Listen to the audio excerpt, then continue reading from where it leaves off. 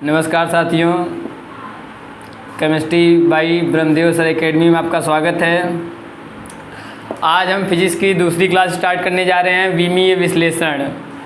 और इसमें जो कुछ बातें आएंगी आप लोग पहला वीडियो देख लीजिएगा, उसको देखने के बाद इसको देखेंगे तो ज़्यादा समझ में आएगा।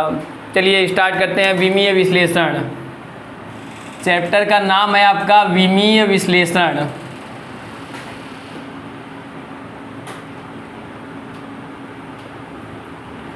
विश्लेषण और विमीय विश्लेषण मतलब एनालिसिस करना, किसी चीज़ का जांच करना।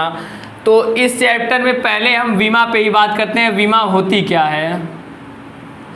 तो घात, पावर के बारे में आप लोग जानते होंगे कि जैसे किसी अंकों पे घात लगाई जाती है, 2 की घात 2 मतलब 4 आ जाता है। तो 2 की जो 2 घात है, विमा का भी संबंध उसी से है। तो जैसे आप ले लीजिए वेग को ले लीजिए, तो वेग बराबर क्या होता है आप लोग सब लोग जानते हैं, क्लास 9th में आप लोगों ने पढ़ा है। वेग बराबर क्या होता है? वेग बराबर होता है विस्थापन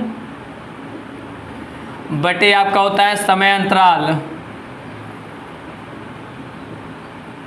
अब आप लोग जानते हैं कि विस्थापन का मात्रक क्या होता है? विस्थापन का मात्रक आपका मीटर होता है और समय अंतराल का मात्रक क्या होता है? आपका सेकंड होता है,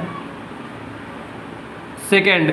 तो अब इसको लिखना चाहेंगे तो लिखेंगे मीटर की घाते 1 और सेकंड की घाते -1। तो यहाँ हम देख रहे हैं कि मीटर की ये जो घात 1 है और ये जो सेकंड की घात -1 है, यही वेग की विमा है। तो अब हम इससे परिभाषा बता सकते हैं कि विमा होती क्या है। तो अब हम एक शब्द में इससे परिभाषा बोलेंगे कि विमा वे घातें हैं जो किसी व्युत्पन्न राशि को मूल राशियों के पदों में व्यक्त करने पर मूल राशि के मात्रकों पर चढ़ाई जाती है। तो विमा क्या है? विमा वे घातें हैं जो किसी व्युत्पन्न राशि को मूल राशियों के पदों में व्यक्त करने पर मूल मात्रकों पर चढ़ाई जाती हैं, उन्हें दी गई भौतिक राशि की विमा कहते हैं। और घात मतलब आपको समझ में आ गया कि जो चढ़ाई जाती है। अगर इससे आपको वेग का कोई पूछता है विमा क्या है, तो आप बोलेंगे 1 और -1 है।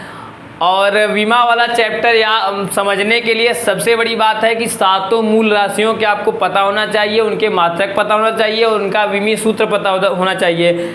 और ये हम यहाँ पे नहीं शुरू करेंगे, यहाँ पिछले चैप्टर में हमने पिछले लेक्चर में बता दिया, वहाँ से आप लोग वीडियो देख लीजिएगा।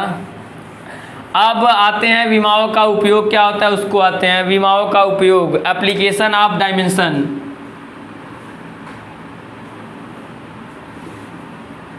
विमाओं का उपयोग, तो विमाओं का यहाँ पे 3 उपयोग है। पहला है कि एक पद्धति के मात्रक को दूसरे पद्धति में बदलना। एक पद्धति के मात्रक को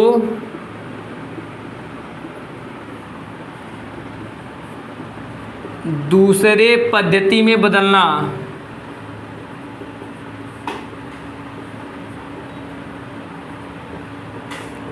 जैसे आप लोग अभी तक जानते थे, जैसे आप लोग दूरी और चाल का सवाल लगाते थे तो उसमें आपका आता था कि वेग दिया रहता था किमी प्रति घंटा में, तो मीटर पर सेकंड में बदलने के लिए आप लोग 5/18 से गुणा कर देते थे या जैसे भी बदलते थे। लेकिन अब हम यहाँ पे विमाओं का उपयोग करके एक पद्धति के मात्रक को दूसरे पद्धति के मात्रक में बदलेंगे। तो इसके लिए आपको एक फार्मूला पता होगा, पिछले लेक्चर में बताया था कि था n और u, जहाँ पे n थी आपका न्यूमेरिकल वैल्यू और u थी आपका न्यूमेरिकल वैल्यू n थी और u थी आपका यूनिट थी। तो इसी फार्मूले का उपयोग करके हम जो है एक पद्धति के मात्रक को दूसरे पद्धति के मात्रक में बदलेंगे। हम मान लेंगे कि किसी एक पद्धति में किसी भौतिक राशि a का विमीय सूत्र है, l की पावर a है, m की पावर b है और t की पावर c है, ये हमने मान लिया। और दूसरे पद्धति में, ये आपका दूसरे पद्धति में इसका मात्रक आपका हो जाएगा L2 की पावर a, M2 की पावर b और आपका T2 की पावर c हो जाएगा। ये बात हम मान लेंगे। अब हमको रिलेशन इसमें दिखाना है। तो आप लोग जानते हैं कि विमा और इसका ये बराबर होता है, तो हम डायमेंशनल से लिख सकते हैं कि U1 N1 U1 बराबर आपका हो जाएगा N2 U2। ये दोनों वैल्यू यहाँ पे पुट कर दीजिए, आपका हो जाएगा N1 L1 A1 और आपका हो जाएगा M1 B1 और हो जाएगा T1 C1 और N2 आपका हो जाएगा L2 M2 और T2 पावर हो जाएगा ABC। अब देखिए ये आपका उस प्रश्न में चला जाएगा, यहाँ गुणा हो रहा है वहाँ जाके भाग हो जाएगा, तो N2 बराबर हो जाएगा N1 और हो जाएगा L1 अपान L2 की power A, M1 upon M2 की पावर B और T1 अपान T2 की पावर जो है आपका हो जाएगा C। तो इसी फार्मूले का उपयोग करके हम एक पद्धति के मात्रक को दूसरे पद्धति के मात्रक में बदल सकते हैं। ये तो समझाने के लिए था, आपको लास्ट वाला रिजल्ट याद रखना है। N2 बराबर होता है N1, L1 अपान L2, M1 अपान M2, T1 अपान T2, जहाँ पे A B C कोई आपका उसका मात्रक का विमा होगी। जैसे एग्जाम्पल के लिए हम एक क्वेश्चन ले लेते हैं। क्वेश्चन आपका एग्ज़ाम के आपके होम एग्ज़ाम में भी पूछा जाएगा, कॉम्पिटिटिव एग्ज़ाम देंगे उसमें भी पूछा जाएगा। वो है क्या आपका, वो है कि हम जैसे कह देंगे कि आपको 1 न्यूटन को डाइन में बदलिए, तो 1 न्यूटन में कितना डाइन होता है सबको पता है। 1 न्यूटन को डाइन में बदलिए। अब जैसे बदलना हुआ तो फार्मूला आप लोग याद रखेंगे। N2 बराबर क्या हो जाता है, N2 बराबर अभी हमने फार्मूला लिखा था N1 M1 अपान M2 की पावर था A और आपका था L1 अपान L2 की पावर आपका हो गया B और T1 अपान T2 की पावर हो गया आपका C। आप लोग कंफ्यूज मत होइएगा, उस टाइम लिखते इधर से उधर हो गया है, उसमें कोई दिक्कत नहीं है, नहीं तो आप लोग बना भी सकते हैं इसको। हमारा हो जाएगा L1 अपान L2 की पावर हो गया A और M1 अपान M2 की पावर हो गया आपका B। अब देखिए सवाल को लगाना कैसे है, तो पहले सवाल में जो मात्रक कहा जा रहा है उसको देखिए। न्यूटन किसका मात्रक है, न्यूटन बल का मात्रक है। किस पद्धति में बल का मात्रक है, तो ये न्यूटन बल का MKS पद्धति में मात्रक है। बल मात्रक है न्यूटन का MKS पद्धति में, MKS पद्धति में। और CGS पद्धति में हमको 1 न्यूटन को डाइन में बदलिए, मान लीजिए कह दिया गया। तो अब डाइन क्या है बल का, CGS पद्धति में मात्रक है। इसको देख लीजिए, इतना बात आपको पता होना चाहिए। नहीं पता होगा तो सवाल में दिया रहेगा कि ये किस पद्धति में है, ये किस पद्धति में है। अब MKS पद्धति और CGS पद्धति है क्या, ये पिछले लेक्चर में आपको बताया था, वहाँ से समझ लेंगे। तो अब आती है इसका विमीय सूत्र लिखने के लिए। तो विमीय सूत्र बल का होता है MLT की पावर -2 होता है। विमीय सूत्र कहाँ से निकालते हैं, तो आप सातों मूल राशियों का विमीय सूत्र याद कर लीजिए, उसी की सहायता से इसका निकाल सकते हैं। जैसे देख लीजिए, बल बराबर होता क्या है, बल बराबर होता है आपका द्रव्यमान गुणे क्या होता है, त्वरण होता है। द्रव्यमान मूल राशि है, इसका विमीय सूत्र आपने याद रखा है, m हो गया। और त्वरण आपका व्युत्पन्न राशि है। त्वरण बराबर क्या होता है, वेग बटे समय होता है। और वेग का विमीय सूत्र होता है ml-1 और t का होता है, यहाँ पे हो जाएगा m। वेग का हो जाएगा आपका, वेग हो गया आपका, लंबाई क्या होता है, मीटर पर सेकंड होता है, तो मीटर का हो जाएगा आपका m, सेकंड का हो जाएगा t की पावर -1 और नीचे एक और t है, ऊपर चल के t की पावर -2 हो जाएगा। तो यहाँ रख देंगे, हो जाएगा हमारा L t की पावर में आपका -2 हो जाएगा। तो आपका हो जाएगा mLt-2। ये हो गया आपका बल का विमीय सूत्र। विमीय सूत्र ऐसे निकाल लेंगे। अब हम चलिए सवाल पे आते हैं, अपने बदलते हैं। तो अब हम आपको बताएंगे कि बल का विमीय सूत्र होता है MLT की पावर -2। यहाँ से जो है हम इसकी तुलना करेंगे। A का वैल्यू कितना हो जाएगा, कुछ नहीं है, इसका मतलब A का वैल्यू 1 हो गया। B का वैल्यू कितना हो जाएगा, कुछ नहीं है, इसका मतलब B का वैल्यू 1 हो गया। और C का वैल्यू कितना हो गया, C का वैल्यू हो जाएगा -2 हो जाएगा। तो विमीय सूत्र से हम लिख सकते हैं A बराबर 1, B बराबर 1 और C बराबर आपका हो जाएगा -2। अब वहाँ पे पुट कर दीजिए, तो N2 बराबर हो जाएगा N1 आपका यहाँ देखिए 1 न्यूटन को बदलना था, तो N1 की वैल्यू 1 हो गई। L1 अब आप लोग बताइए, माप तौल लंबाई को किस में मापा जाता है, लंबाई को मीटर में मापा जाता है। तो 1 मीटर हो गया। और CGS में लंबाई को किस में मापा जाता है, 1 सेंटीमीटर में मापा जाता है। और अब M1 द्रव्यमान को MKS पद्धति में किलोग्राम में मापा जाता है, यहाँ किलोग्राम लिख लीजिए।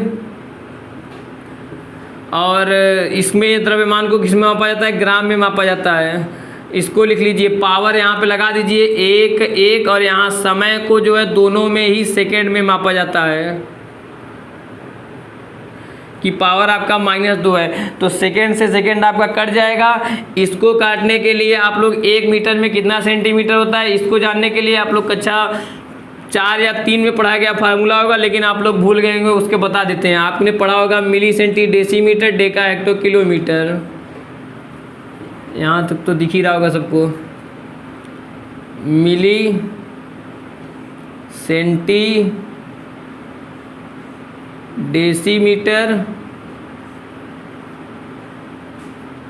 Deka hecto kilo. अब देखिए, जब ऊपर की राशि को नीचे में बदलना होता है तो जितना नीचे जाते हैं उतने से गुणा करते हैं, जब नीचे उतने से भाग करते हैं, और नीचे की राशि को ऊपर में बदलना होता है तो जितना ऊपर जाते हैं उससे भाग करते हैं। जैसे देख लीजिए, हमको सेंटीमीटर को अगर मीटर में बदलना होगा तो क्या करेंगे, या फिर मीटर को सेंटीमीटर में बदलना होगा तो मीटर यहाँ पे है, सेंटीमीटर यहाँ पे है, तो इकाई, दहाई, सैकड़ा, 100 ऊपर जा रहे हैं, तो अगर मीटर को सेंटीमीटर में बदलेंगे तो 100 से गुणा करेंगे, और अगर सेंटीमीटर को मीटर में बदलेंगे तो 100 से भाग करेंगे। यहीं से काउंट करना शुरू कीजिए, इकाई, दहाई, सैकड़ा, तो 100 से भाग कर देंगे तो हमारा हो जाएगा 1 गुणे 100 सेंटीमीटर, और नीचे आपका 1 सेंटीमीटर है ही। और यहाँ पे आ जाइए, 1 किलोग्राम में कितना ग्राम होता है, तो यहाँ से काउंट करिए, इकाई, दहाई, सैकड़ा, हजार, इसको मीटर या ग्राम दोनों लिख सकते हैं। तो अगर किलोग्राम को ग्राम में बदलना होगा तो 1000 से क्या करेंगे, 1000 से गुणा करेंगे, तो आपका हो जाएगा 1000 ग्राम बटे में आपका हो जाएगा 1 ग्राम। तो ग्राम से ग्राम आपका कट गया, मीटर से मीटर कट गया। 100 को हम लिख सकते हैं 10 की घाते 2, और 1000 को लिख सकते हैं 10 की घाते 3, और गुणा में घाते जुड़ती हैं, सबको पता है, तो 10 की घाते 5 आ जाएगा। तो ये N2 बराबर आ जाएगा 10 की घाते 5 डाइन। तो आप लोग को समझ में आ गया 1 न्यूटन में कितना डाइन होता है, 10 की घाते 5 डाइन। ऐसे ही हम इस फार्मूले का यूज करके किसी भी भौतिक राशि के मात्रक को एक पद्धति से दूसरे पद्धति में बदल सकते हैं। चलिए अब दूसरा विमा का दूसरा उपयोग शुरू करते हैं। प्रैक्टिस करेंगे, समझ में आ जाएगा। ये बात आप लोग याद कर लीजिएगा, ये आपको पुरानी बात है लेकिन आप लोग भूल गए हैं। चलिए अब अगला विमा का उपयोग है सूत्र के सत्यता की जांच करना। दूसरा विमा का उपयोग है सूत्र के सत्यता की जांच करना।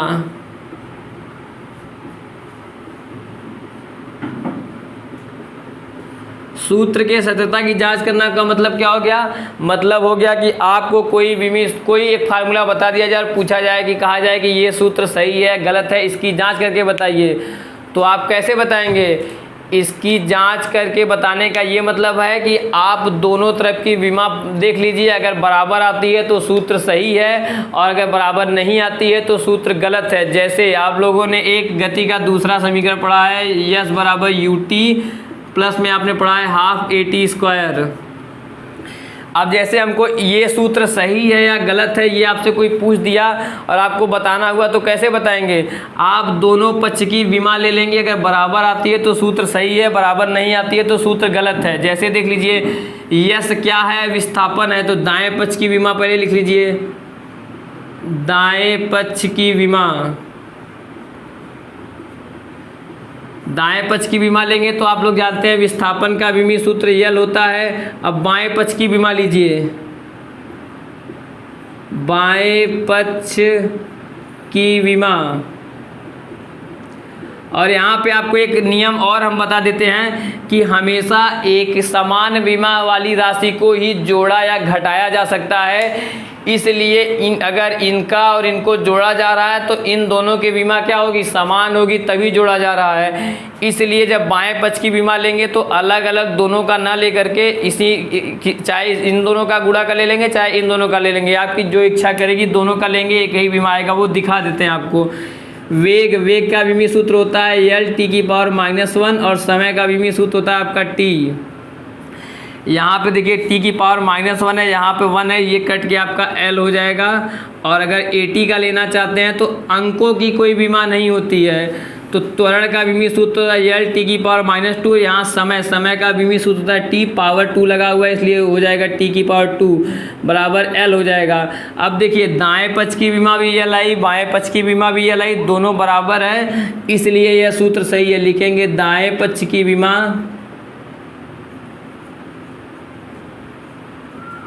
बराबर है आपका बाएं पक्ष की विमा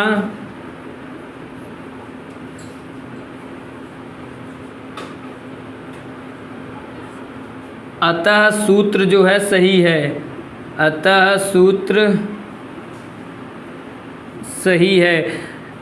ऐसे ही हम प्रयोग करके सूत्र के सत्यता की जांच करेंगे। आपको कोई सूत्र बता देता है, आप अलग अलग दोनों पक्ष की विमा ले लीजिए, अगर दोनों बराबर आ जाता है तो आप बता देंगे कि जो है आपका सूत्र जो है वो सही है, नहीं तो आपका गलत है। अब विमा का आखिरी उपयोग उसको देख लीजिए।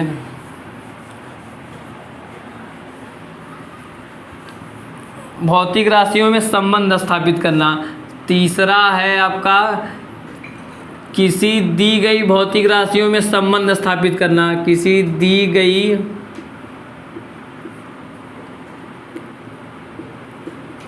भौतिक राशि में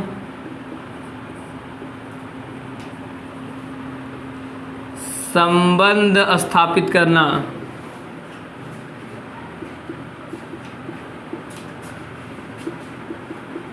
संबंध स्थापित करने का क्या मतलब है कि कोई आपको बता देगा कि ये भौतिक राशि इस पे निर्भर करती है, इस पे निर्भर करती है, इस पे निर्भर करती है, और आप बताइए कि फार्मूला क्या है। तो आप विमा का उपयोग करके फार्मूला बता सकते हैं। जैसे हम बता देते हैं, जैसे आपको कोई बोल दिया कि आवर्तकाल जो होता है वो वस्तु के द्रव्यमान पर, लंबाई पर और गुरुत्वीय त्वरण पर निर्भर करता है। इतनी बात आपको कोई बता दिया और पूछेगा कि बताइए इनका फार्मूला क्या होगा, और आपको कुछ नहीं पता होगा तो बीमा का उपयोग करके आप इनका फार्मूला बता देंगे। तो आपको कह देगा बस इतना कि आवर्तकाल जो है वो द्रव्यमान पर निर्भर करता है, आवर्तकाल जो है वो लंबाई पर निर्भर करता है, और आवर्तकाल जो है गुरुत्वीय त्वरण पर निर्भर करता है। तो तीनों को मिला के लिख देंगे तो T प्रोपोर्शनल टू हो जाएगा आपका ML और G, या T बराबर आपको हो जाएगा KMLG, जहाँ पर K आपका प्रोपोर्शनलिटी कांस्टेंट है जिसको नियतांक बोलते हैं, और नियतांक की कोई बीमा नहीं होती है। तो अब संबंध स्थापित करने का मतलब ये है कि आप दोनों पक्षों की बीमा ले लीजिए। दोनों पक्ष की बीमा लेंगे तो इसका बीमा हो जाएगा M, लंबाई का हो जाएगा L और गुरुत्वीय त्वरण का हो जाएगा आपका L(t⁻²). और यहाँ आवर्तकाल का विमी सूत्र क्या होता है, आवर्तकाल का विमी सूत्र होता है T। अब देखिए यहाँ इसको बना के लिख दीजिए। यहाँ इसको बना के लिखेंगे तो a इसकी पावर a लेंगे, इसकी पावर b, इसकी पावर c ले लेंगे तो हमारा हो जाएगा m की पावर a, l की पावर देखिए यहाँ से एक b और यहाँ से एक c हो जाएगा, l की पावर हो जाएगा b प्लस c, और t की पावर में हो जाएगा -2c। अब जो है आप जो है दोनों पक्षों की तुलना कर लेंगे तो a बराबर हमको कितना मिल गया, a बराबर हमको 0 मिल गया है। b प्लस सी बराबर कितना मिल जाएगा, b प्लस सी बराबर हमको 0 मिल जाएगा, और -2c बराबर हमको 1 मिल जाएगा। तो यहाँ से हमको c बराबर -1/2 मिल गया है। और हम b की वैल्यू निकालना चाहेंगे तो b की वैल्यू कितना निकाल देंगे, b की वैल्यू निकालना चाहेंगे तो यहाँ पे हो जाएगा b बराबर हमारा हो जाएगा प्लस का, यही c की वैल्यू यहाँ पे ला के रख दीजिए तो हो जाएगा -1/2 बराबर 0। तो b बराबर आपको हो जाएगा 1/2 मिल गया। आपको सारी वैल्यू ला करके इसी फार्मूले में रख दीजिए। आपका समीकरण 1 है। समीकरण 1 में रखेंगे तो t बराबर हमारा हो जाएगा k m की पावर 0, क्योंकि a की पावर हमने 0 निकाल रखा है, l की पावर आपने 1/2 निकाल रखा है, और t की पावर -1/2 निकाल रखा है। तो 1/2 मतलब आप लोग जानते हैं करड़ी होता है, तो t बराबर आपका k हो जाएगा l की पावर अंडर रूट में हो जाएगा, माइनस है इसलिए ये बटे में चला जाएगा, दोनों की पावर 1/2 इसलिए करड़ी लग जाएगा आपका। और प्रयोगों द्वारा फार्मूला k बराबर निकाला गया है 2 पाई, यहाँ लिख सकते हैं k बराबर 2 पाई, तो अंडर रूट आपका हो जाएगा l/t। ये हो गया आपका फार्मूला। तो देख लीजिए विमा का आखिरी उपयोग क्या था, किसी दी गई भौतिक राशि में संबंध स्थापित करना। तो हमसे कोई बस इतना बता देगा कि भौतिक राशि आवर्तकाल जो है वो इस पे निर्भर करता है, आप संबंध बताइए। तो विमाओं का उपयोग करके आप लास्ट में संबंध बता सकते हैं कि उनका संबंध आएगा क्या। तो यही विमाओं का 3 संबंध है। और आपके हर एग्ज़ाम में पूछ सकता है कि विमाओं की सीमा बताइए। तो सीमा मतलब होता है कि कहाँ तक ये लागू होगा, तो विमा का उपयोग कहाँ कहाँ हो सकता है, तो कहाँ कहाँ हो सकता है ये आपने देख लिया, कहाँ नहीं हो सकता है इसको जान लीजिए। तो विमाओं का उपयोग जो है, विमाओं की सहायता से हम लॉगरिथम लॉग वाले फंक्शन को नहीं निकाल सकते हैं, और आपका त्रिकोणमिति फंक्शन को नहीं निकाल सकते हैं, और विमा का उपयोग करके हम केवल जिन भौतिक राशियों का एक दूसरे से गुणा या भाग की क्रिया से जुड़ी हुई हैं उन्हीं को केवल डिराइव कर सकते हैं। अन्य लॉग लगा होगा, tan लगा होगा, cos त्रिकोणमिति फंक्शन होगा, लॉगरिथम फंक्शन होगा, इन सब की सूत्र का निगमन हम विमी से नहीं कर सकते हैं।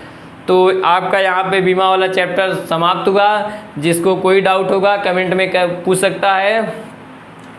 Thank you.